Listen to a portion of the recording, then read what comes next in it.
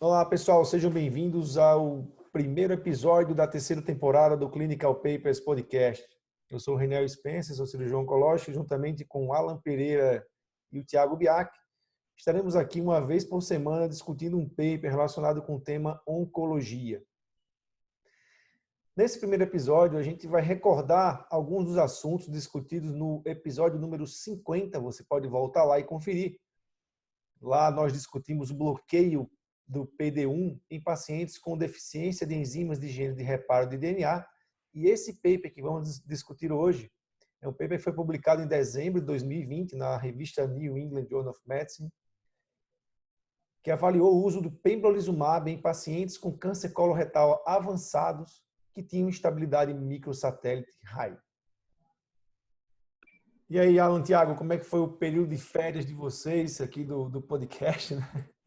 Eu acho que esse ano a gente tem notícias boas aí que vão acontecer. A gente vai entrar realmente na área de mastologia e também algo bem diferente. O ano passado a gente já fez algo assim relacionado à inovação e tecnologia. Então a gente inclusive já gravou um episódio com os colegas falando sobre prontuário eletrônico. A gente vai lançar em breve.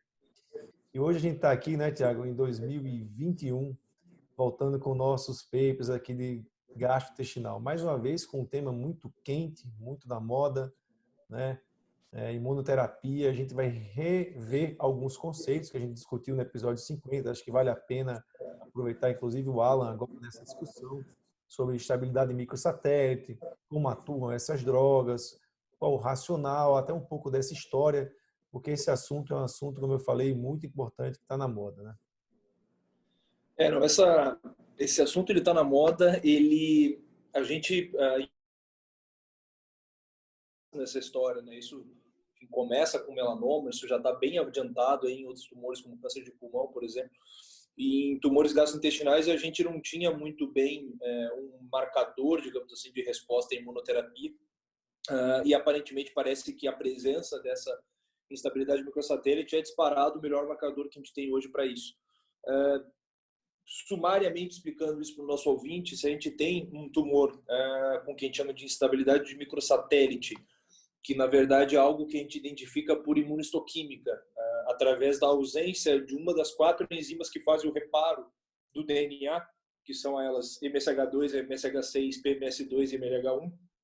Se o tumor falta uma dessas proteínas, ele acaba acumulando mutações, digamos assim. No momento que você acumula mutações do DNA, você começa a produzir RNA alterado, que vai produzir, consequentemente, proteínas alteradas.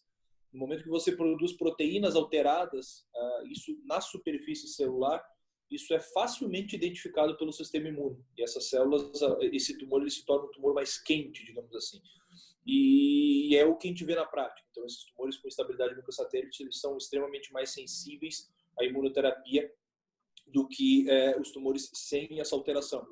O problema é que hoje a gente vai comentar aí sobre câncer de cólon e doença metastática do cólon. Essa alteração, em termos gerais, em câncer de cólon, está presente aí mais ou menos uns 15% dos casos.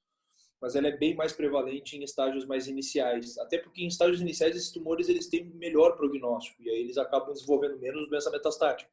Essa instabilidade microsatélite a gente vai ver em 4 a 5% dos pacientes com câncer de cólon metastático. Então, esse estudo que a gente vai avaliar hoje aqui, o Keynote 177, é o estudo pivotal, aí, fase 3, que comparou já em primeira linha, porque a gente já tinha o dado que, em segunda linha, aparentemente, a imunoterapia era melhor que qualquer esquema de resgate, digamos assim, em termos de quimioterapia.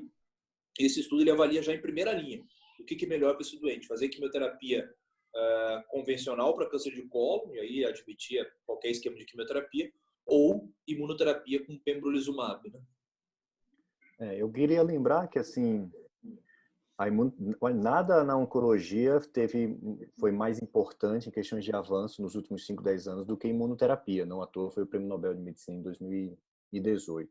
E quando a gente fala de imunoterapia em câncer de cólon, a gente, infelizmente, está restrito a essa baixa porcentagem que o Biak falou de pacientes com instabilidade microsatélite.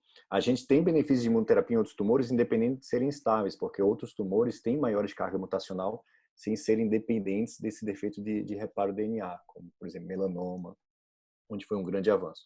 Infelizmente, em câncer de cólon, tal qual esse estudo, a gente ainda está restrito a pacientes com alta carga mutacional secundário à presença de essa alteração genética de instabilidade microsatélite, seja ela esporádica, adquirida, ou seja ela secundária à síndrome de Lynch. Eu queria puxar um pouco aqui, só para os nossos ouvintes, alguns conceitos que eu acho que são importantes. Quando a gente busca uma terapia nova, sempre a gente pensa que essa terapia ela vai trazer algum benefício, principalmente em relação à sobrevida. Está falando aqui de pacientes com câncer metastático. Então, eu imagino que eu estou fazendo uma imunoterapia que seja e que eu vou melhorar a sobrevida. Eu queria que vocês, oncologistas, tanto o Alan como o Thiago, você podem falar isso. Primeiro, que existe um problema do tratamento com relação ao uso de quimioterapias, principalmente 5-FU, nesses pacientes com instabilidade microsatélite. Por quê? Eu acho esse um gap, um espaço muito importante para uma terapia, vamos dizer, inovadora, como o uso da imunoterapia. Tá, e a segunda coisa é em relação, e a gente vai ver isso, como vocês veem a imunoterapia, porque quando a gente fala de sobrevida, ganho de sobrevida, etc., a gente, às vezes coloca um pouco de lado a qualidade de vida. Eu queria já na introdução, para poder a gente fazer um link para o final do episódio, que seria a nossa discussão, pelo menos um pouquinho que vocês falassem sobre a qualidade de vida no paciente estadio clínico 4, fazendo 30 meses de quimioterapia, que é uma média 36 meses, que seria o máximo que um paciente tem de mediana de sobrevida. E o que a imunoterapia pode trazer de benefício, e a gente vai ver os resultados desse paper também em relação a isso. Tem umas coisas interessantes aí, né? A gente, fazendo um leve spoiler, digamos assim, do resultado, a gente tem uns 30% dos pacientes com câncer de cólon dentro desse estudo que não responderam. Ou seja, que a progressão da doença foi o melhor desfecho, digamos assim, que ele obteve. Isso chama atenção, porque a gente tem um fenômeno ali de curva se cruzando, que a gente estava conversando agora nos bastidores, agora há pouco. Isso, sem dúvida, ainda é um problema para a gente de oncologia gastrointestinal, e a gente ainda está tentando entender por que esses tumores com instabilidade, que eram para ser extremamente sensíveis à imunoterapia, por que a gente ainda tem 30% dos pacientes que não respondem.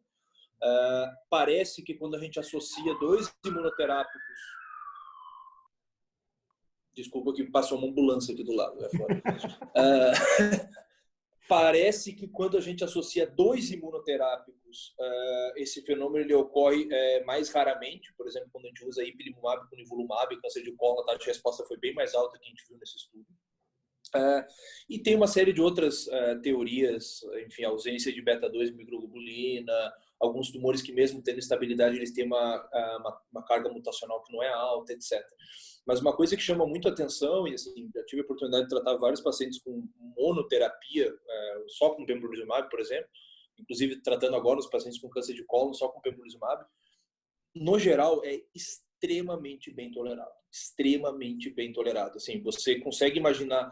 A gente vai ver nesse estudo aqui, enfim, teve um número razoável de pacientes que conseguiu terminar ali as 35 aplicações de pembrolizumab. Ou seja, ficou 2 anos tomando pembrolizumab. E não é raro de acontecer do paciente não ter absolutamente sintoma nenhum. Às vezes, alguma alteração laboratorial, hipotiroidismo, que é algo relativamente comum, etc., que a gente vai controlando. Agora, enfim, todo mundo que trata tumor do aparelho digestivo sabe o que é fazer 1 ano de Folfox, Folfírico, cetuximab, etc., nesses doentes. Então, assim, a qualidade de vida e os dados, enfim, que foram apresentados já em congresso desse estudo de qualidade de vida mostram que realmente é infinitamente superior ao pembrolizumab. A única forma, o grande questionamento aí é se de fato esses pacientes eles vivem mais usando isso, e o quanto que a gente poderia usar aí sobrevida livre de progressão, etc., como um surrogate endpoint para isso. Mas assim, e a questão custo, né, para gente que mora num país como o Brasil. Mas aqui eu acho que a questão custo, assim, acho que o Alan deve concordar comigo aqui, a questão custo ela deve ser vista com olhos um pouco diferentes. Se você for olhar o custo de pembrolizumab isolado e o custo desses esquemas de quimioterapia combinada de corpo monoclonal, seguramente é mais caro. Fazer o FOLFIRI com bevacizumab seguramente é mais caro que fazer pembrolizumab isolado. Sem dizer que, enfim, a gente vai ver os resultados, parece ser inferior. Então, essa questão custo aqui nesse cenário desse estudo também precisa ser visto com cuidado. Raniel, não se compara a qualidade de vida do paciente fazendo imuno com quimioterapia. A gigantesca maioria dos pacientes que fazem imuno, principalmente imunoterapia, é muito boa. A gente, até da experiência da gente que tem com melanoma e câncer de pulmão, a gente percebe que esses pacientes vão muito bem. Isso difere um pouco da combinação de anti-PD-1 com CTLA-4, como a combinação de ipilimumab e nivolumab. E nesses casos, a gente tem grau de toxicidade grau 3 e 4, às vezes mais que da metade dos pacientes. Mas monoterapia com pembro ou nivo é muito bem tolerado. Entretanto, é bom lembrar que quando tem toxicidade grave, pode ser ameaçadora à vida, né? A gente tem raríssimos casos que o paciente, por exemplo, desenvolve colite ou hepatite autoimune e o oncologista tem que agir de imediato para o paciente não ter nenhum desfecho grave. Mas é muito melhor. E aí, vamos para os métodos, então? Então, esse foi um estudo multicêntrico, né, randomizado, open label, né, um estudo aberto, fase 3, que foi conduzido em 192 centros em mais de 20 países, né? E ele comparou exatamente isso, o pembrolizumab numa dose de 200 miligramas a cada 3 semanas, né? E uma escolha de quimioterapia, essa quimioterapia padrão convencional em doença metastática, que sempre envolve o oxaliplatina, o irinotecan, o 5-FU. Né? Vocês podem complementar um pouco sobre esse design em relação à quimioterapia. Ele comparou com as quimioterapias mais usualmente empregadas. Uma pergunta que ninguém faz, porque simplesmente ninguém quer fazer, ele comparou com o esquema triplo e anticorpo, tipo o Folxiri com o bevacizumab. A gente tem o estudo Tribe-2, acho que, eu não sei se a gente já chegou a comentar aqui sobre eles, mas que a gente teve alguns ganhos em relação aos esquemas de doublet. Mas no fundo, todo mundo, se possível, se o paciente não tem boa performance ou a gente, quando quer evitar a toxicidade, a gente foge um pouco desse esquema. Então, ninguém, no fundo, sente falta de fazer essa pergunta nesse momento. Eu não vejo ninguém se questionando se pembrolizumab seria melhor do que o esquema de Folxiri com bevacizumab. O frigir dos ovos, no final desse estudo, todo mundo, quando tem um paciente com instabilidade microsatélite, ninguém quer perder a chance de expor esse paciente à imunoterapia. Ninguém quer ter a chance de deixar esse paciente falecer sem ter visto imunoterapia na vida. Mas os esquemas foram Folfox com bevacizumab com cetuximab e Folfiri com um ou outro anticorpo também. Né? São os esquemas usualmente empregados na prática clínica. Uma coisa importante que precisa ser lembrada é que no desenho foi permitido crossover. Né? Isso vai ser importante na discussão final. Os pacientes, depois de progressão, principalmente no que tange ao grupo que estava fazendo quimioterapia, eles podiam receber depois o imunoterapia. E isso tem impacto em alguns desfechos, como sobrevida global. Então, continuando aqui nos métodos, a gente viu que os pacientes eles tinham que ter instabilidade microsatélite. E essa instabilidade ela era detectada, como o Thiago falou no começo, pela imunohistoquímica. Lembrando para vocês que a imunohistoquímica ela vê a presença ou a ausência da proteína, né? O que é isso? Isso é o seguinte, tem lá o gene tem um RNA mensageiro, RNA transportador, ribossomo, proteína, ok? Então, a imunohistoquímica vê a via final desse processo. Isso não quer dizer que o gene lá atrás está alterado. Existem muitos estudos e artigos e tal que tentam fazer essas comparações entre a imunohistoquímica e o gene. O que é mais importante para alguma terapia, por exemplo? Porque existem fenômenos no meio, né, entre o gene e lá a expressão da proteína. Muitas vezes a gente chama isso de fenômenos epigenéticos, por exemplo, fenômenos de metilação que silenciam, né, esse gene. Então, apesar do gene estar normal, existe um fenômeno epigenético que faz com que essa via não funcione, ele não expresse a proteína. Isso, por exemplo, é muito mais comum nos tumores esporádicos. Será que há uma diferença, né, entre essa expressão proteica? Será que, por exemplo, a ação do pembrolizumab nesses pacientes é diferente do que a ação dos pacientes que têm realmente uma mutação? Então, isso é uma pergunta que fica e é uma questão até de curiosidade, mas só para vocês entenderem que esse era o primeiro método para avaliar, que é um método mais fácil, simples e barato. E depois eles iam classificar essa instabilidade no status que chama high, né, que depende muito da presença por RT-PCR de um valor que eles estabeleceram como high. Os pacientes eles eram avaliados pelo RECIST, né, a cada 9 semanas, para ver se a doença permanecia estável, se havia progressão de doença, né, ou se havia uma regressão e até que a doença desaparecesse pelas avaliações de imagem pelo RECIST. E aqui é interessante, já falando um pouco mais assim sobre a parte estatística, né, Tiago? A gente vai conversar um pouco sobre isso. E aí ele é um estudo que tem 2 endpoints primários, né, que seria tempo sobrevida livre de progressão, né, que é do tempo da randomização até a progressão da doença, que é acessado por aquele RECIST que eu lhe falei. Existia uma central única, cega, que ia lá e avaliava todos os casos, né? Então não era em cada centro. E também sobrevida global. Por que isso, pessoal? Primeiro, uma pergunta: você pode considerar isso co-primário ou são 2 endpoints primários? O que você acha que aconteceu aqui? Por que não só sobrevida global ou sobrevida livre de doença? Não entendi muito. Isso é uma questão interessante. Esses endpoints eles poderiam ser coprimários e a importância disso é que se você tem endpoints coprimários, você só pode chamar esse estudo de positivo se ambos os endpoints são positivos. Ou você pode ter 2 endpoints primários independentes, que é o caso desse estudo, sobrevida livre de progressão, sobrevida global. No primeiro momento, eles fizeram uma forma mais... eles escolheram o alfa, na verdade, ao invés do alfa tradicional de 5%, eles dividiram pela metade. Por quê? Eles vão fazer um alfa unicaudado, então eles só querem avaliar se o pembrolizumab é superior a quimio, e não o contrário. Então, se é unicaudado, a gente pega os 5% e divide pela metade. Então, o alfa do estudo é 2,5%. E como são 2 endpoints primários independentes, esse 2,5 vai virar 1,25 para cada um deles. Tá? Então, até aí, ainda acho o negócio fair, digamos assim.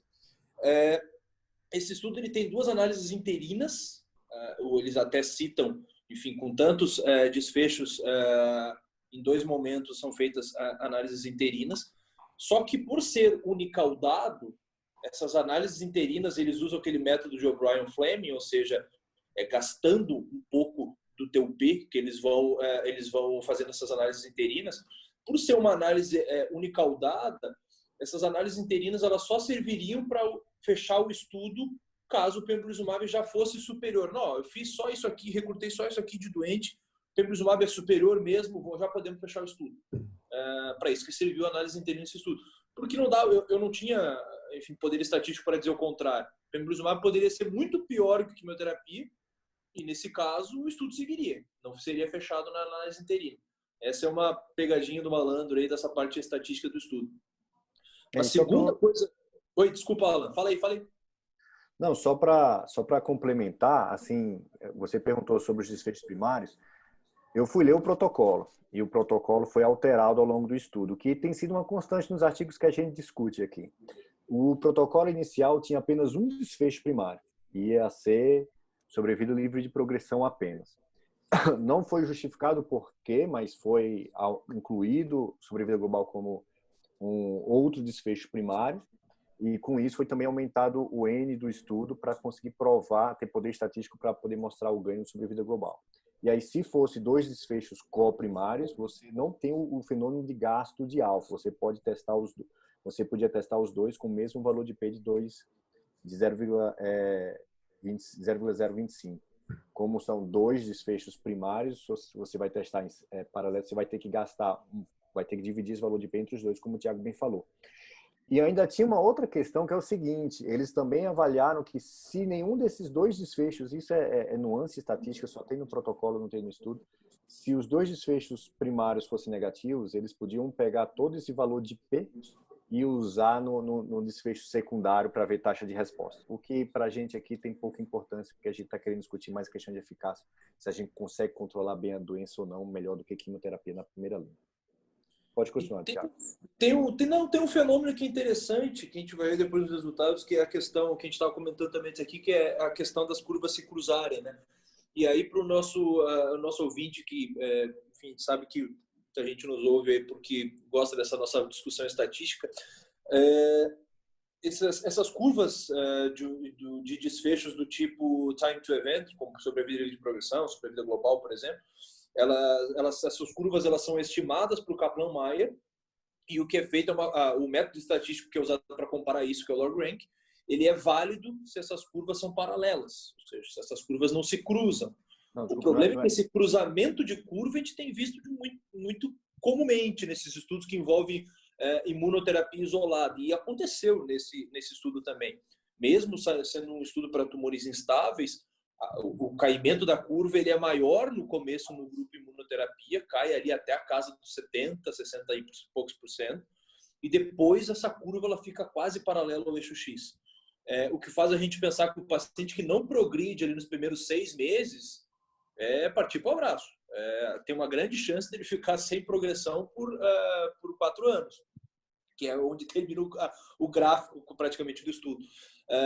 Mas essas curvas se cruzam. Então, assim, eles descrevem esse fenômeno no método do estudo. Eles falam, inclusive, que se isso ocorrer, eles fariam uma segunda análise. Isso é a primeira vez que eu vejo. Uma segunda análise utilizando, na verdade, um método que leva em consideração a área sobre a curva. Eles até falam depois dessa segunda análise nos resultados, só que não é feita nenhuma comparação formal do ponto de vista estatístico nessa segunda análise.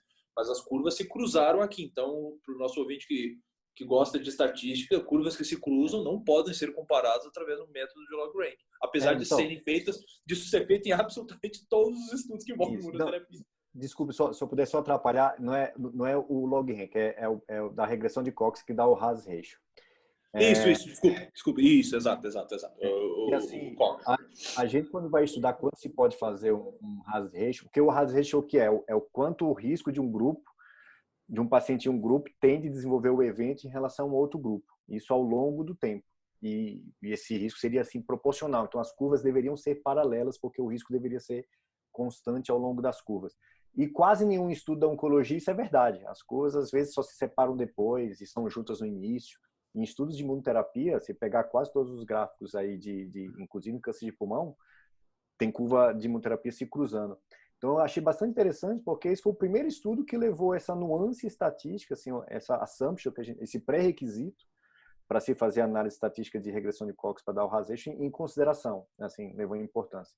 Eu acho que do ponto de vista prático e clínico, a gente ainda está usando o hazard ratio, a gente não vai, isso não menospreza o benefício, as curvas se abrem absurdo depois de um certo tempo, um pouco assim, próximo da mediana, mas é interessante notar que isso apareceu no artigo, coisa que todos os outros artigos que a gente vê, ninguém nunca deu trela para isso.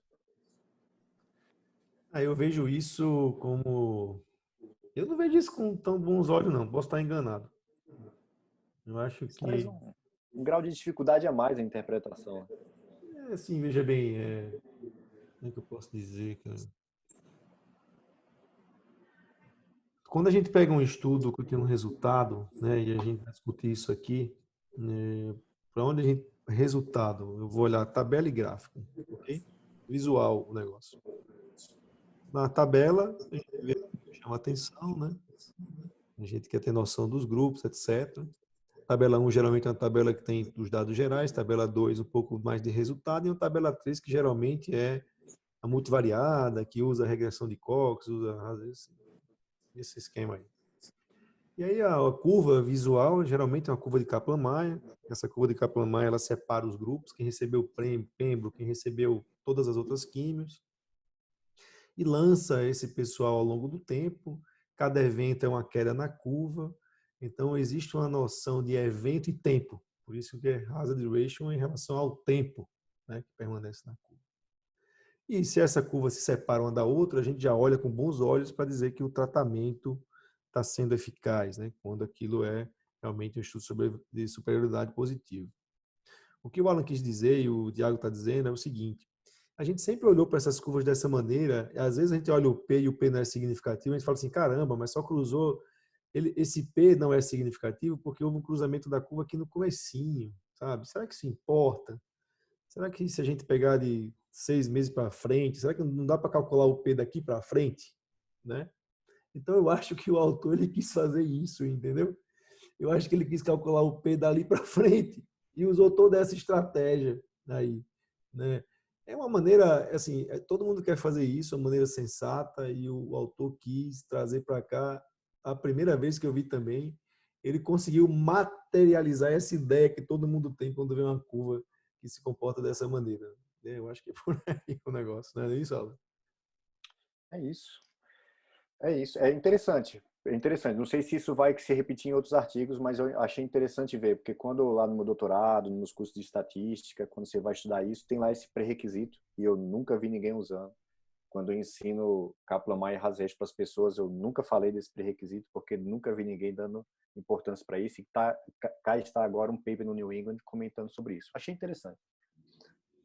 E aí, vamos para os resultados? Tiago, fala da tabela 1 que você tanto ama. 2021, a primeira tabela 1 discutida pelo Dr. Tiago.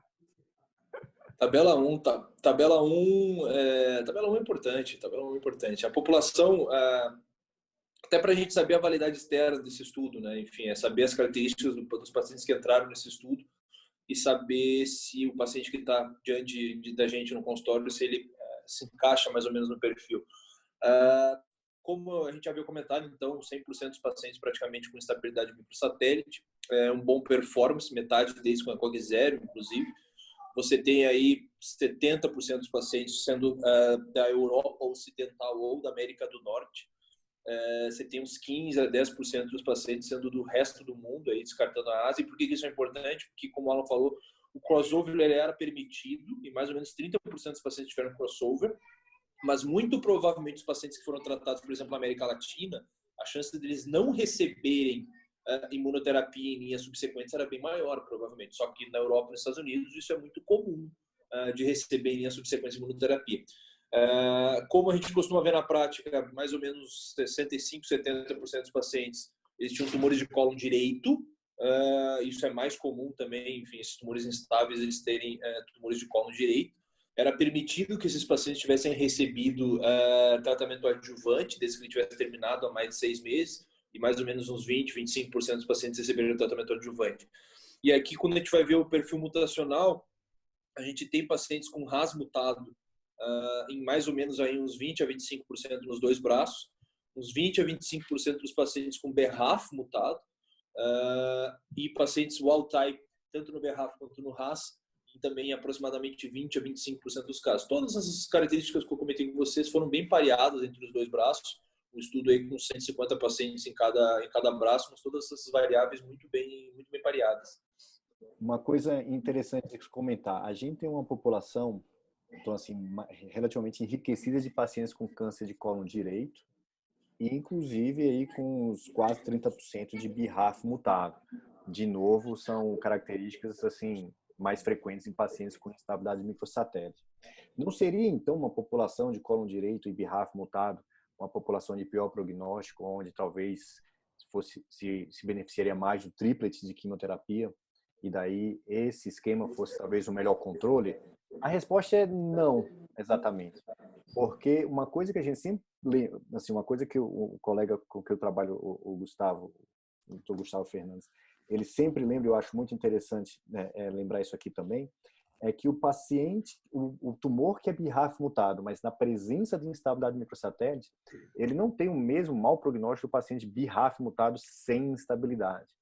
Então, a gente tem aqui o paciente estável, né, e com mutação em BRAF, o paciente estável e sem mutação, e o paciente com instabilidade microsatélite BRAF mutado. Esse BRAF mutado não confere o mesmo prognóstico tão ruim quanto no cólon estável e BRAF mutado. Lembrando que eu estou destacando a questão do BRAF porque a gente sabe que a mutação BRAF V600Z, né, ela é a mutação BRAF mais comum e traz uma importância prognóstica, de mau prognóstico, assim, piora o prognóstico do paciente de forma importante.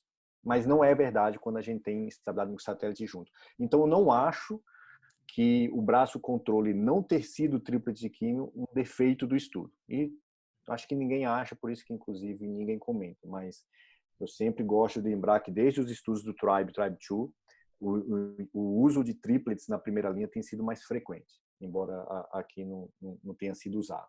Então, a gente tem uma população de maior câncer de colo direito, de mais BRAF mutado. Isso é normal de um paciente com instabilidade microsatélite. Assim, é esperado de se encontrar isso numa população de pacientes com instabilidade microsatélite.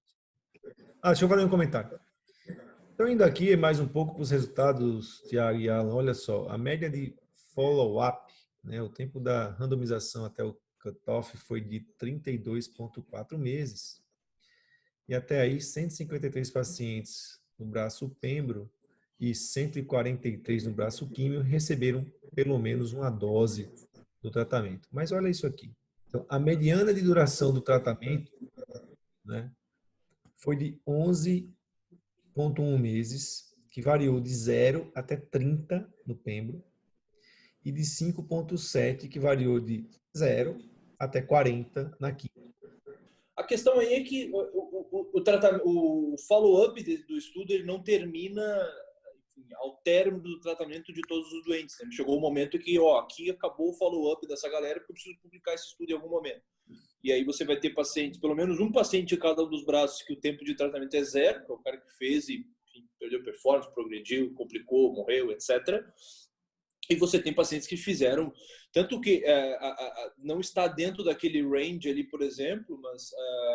não, desculpa, até está dentro daquele range ali, mas tem pacientes que completaram o tratamento, né? Enfim, no braço pembrolizumab, por exemplo, teve paciente que recebeu os 35 ciclos de imunoterapia, que são aí... 37% dos pacientes, 57 pacientes, o que dá 37%, completaram os 35 tratamentos com pembrolizumab.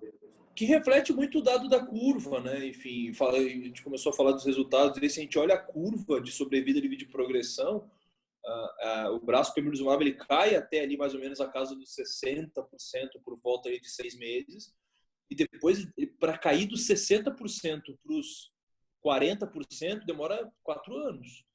Ou seja, lá com 44 meses, isso óbvio, é uma curva de Kaplan-Meier, está sendo estimado.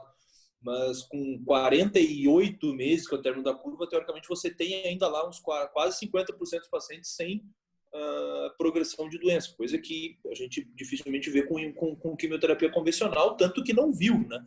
Você tem ali uns 10% só no braço de quimioterapia. Lembrando aí que eram censurados, por exemplo, se você consegue, independente do tratamento, você consegue levar o paciente para a ressecção da doença metastática, aquele paciente ele passa a ser censurado no momento que é realizada a ressecção da doença metastática. Daniel, a importância disso é, quando a gente chegar nesse segmento aí, além de 5 anos, você tem um paciente que recebe um tratamento de primeira linha e não progride em 5 anos, a pergunta que você começa a fazer é, eu curei esse caso de câncer metastático com imunoterapia? São as perguntas que a imunoterapia tem trazido para a gente já traz isso em alguns casos de melanoma, por exemplo. Se você consegue curar a doença metastática com tratamento sistêmico, sem cirurgia, o que seria uma mudança de paradigma. Então, quando você vê esse platô na curva aí de progression free survival e no longo prazo, você começa a dizer, será que esse paciente vai um dia progredir de novo? Bom, e falando aí do endpoint primário do estudo mesmo, sobrevida livre de progressão, o PFS ele foi de 16,5 meses no braço pembrolizumab e 8,2 meses no braço quimioterapia, então te dobrou a sobrevida livre de progressão, com hazard ratio de 0,6, com P de 0,0002, atingindo aí significância estatística. Você tem também uma taxa de sobrevida livre de progressão em 2 anos, de 48% no braço pembrolizumab e 18% no braço quimioterapia. Então, atingiu esse endpoint primário do estudo. O endpoint de sobrevida global ainda não estava maduro no momento da publicação. Em termos de taxa de resposta, eu confesso que eu até fiquei um pouco impressionado, porque na prática, eu não sei se o Alan também tinha essa impressão, mas na prática a impressão que eu tenho é que esses tumores com estabilidade eles responderiam até menos à quimioterapia, mas a taxa de resposta foi 33% no braço quimioterapia, mas foi superior, foi 43% no braço imunoterapia. Como era de se esperar, aí também com uma duração de resposta superior no braço imunoterapia, até porque você tem, além de um PFS maior, um perfil de toxicidade mais aceitável. Eles fizeram a análise ali naquele Forest plot, mostrando que para praticamente todos os subgrupos a imunoterapia foi superior.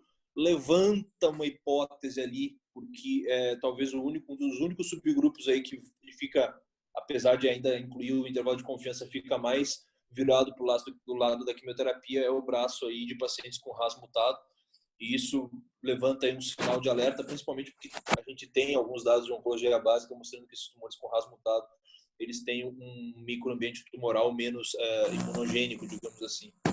Mas... Isso é interessante, Thiago. Aqui, o único subgrupo que pareceu não se beneficiar, embora seja uma amostra pequena e seja apenas gerador de hipótese, foi o grupo de Carrais e N-RAS mutado. De novo, a gente não vai deixar de indicar imunoterapias, né, se o paciente tem instabilidade microsatélite só porque ele tem a presença de Carrais ou N-RAS, mas se isso ficar se repetindo, vamos dizer assim, em diferentes estudos de cólon, esses pacientes, esse subgrupo for tendo menos resposta, começa a se criar um racional e um campo de estudo para saber, para se investigar mais se esses pacientes são de fato não sensíveis à imunoterapia ou não, que de novo ainda é apenas gerador de hipótese, na minha opinião. O Raniel gosta às vezes de fazer umas perguntas meio diretas em alguns episódios, perguntando, tá, e aí, você faria isso? A resposta aqui para você seria sim, Raniel. Se eu tenho um tumor de cólon instável, a gente não tem aprovação ainda na Anvisa, essa aprovação talvez ela saia em breve na Anvisa. Mas se eu tiver um paciente com câncer de cólon instável, se eu estou diante de um tratamento que é menos tóxico, que dobra a sobrevida livre de progressão em primeira linha, com menos efeito colateral para esses doentes, e aí você pode, em contrapartida, perguntar, mas e a sobrevida global? Eu acredito, inclusive, que se tiver uma quantidade de pacientes razoável, que tiveram acesso à imunoterapia em linhas subsequentes, muito provavelmente a sobrevida global vai ser negativa, mas ainda assim, eu prefiro que o meu paciente receba como tratamento mais longo dele, que normalmente é o tratamento de primeira linha, um tratamento que seja menos tóxico. E aqui, a questão econômica, não sei o quanto que seria relevante nessa discussão, porque acredito aí que o uso de quimioterapia combinado com anticorpo monoclonal ele seja mais caro, inclusive que o uso de pembrolizumab isolado. Rapaz, Thiago estava com tanta saudade de gravar que até perguntar por mim, ele perguntou e respondeu. Você vê que a gente entrou de férias aí, mas você ainda lembra das tuas manias, né, cara?